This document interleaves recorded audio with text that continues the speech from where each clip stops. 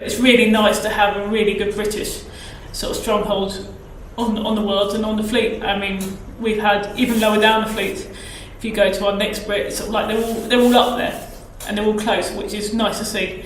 Our UK fleet is, I've been really involved in UK fleet now for 10, 11 years, and they really are growing with strength. And we went through a couple of rocky patches a few years ago where we didn't have that many sailors, but they've all come back and we've got new sailors, and so yeah, I mean, for the UK fleet it's amazing.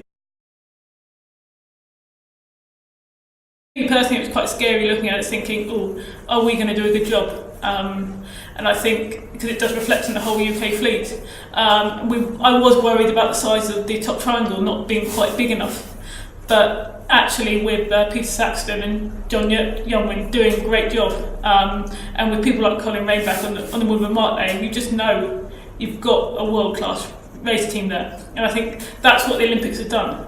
The Olympics has done a lot of training to these guys to show, yes, we can do it now. And they're all good Mark lanes before, but they've had that Olympic experience, and they really are very professional. They're one of the best race teams I've ever seen. But so we've got that on the water, which is perfect, because then the racing's perfect. But on land, it's been great. I mean, we've had so many volunteers, and people always want to help, and that's what makes a regatta. I always enjoyed sailing in the top triangle. My first UK championship medal, or first UK sort of open meeting medal, was on these waters. I've always enjoyed racing out of pool, and that's really helped. It's such a nice bit of water to sail on, but it's tricky. It's got a lot of shifts. It's almost like sailing inland. I always just ignore the tide. People think, well, it's tidal, there's double high, there's all these kind of things, and you're sort of like, just ignore it. Sail the shifts, and you'll get there.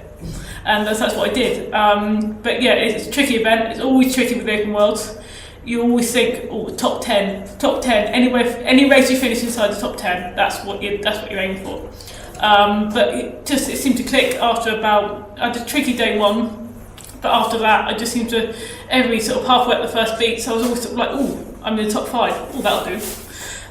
So yeah, I mean, I didn't quite get the race win, but I put a very solid series together. I mean, I had one of the lowest discards of the whole fleet, so I can't grumble about that.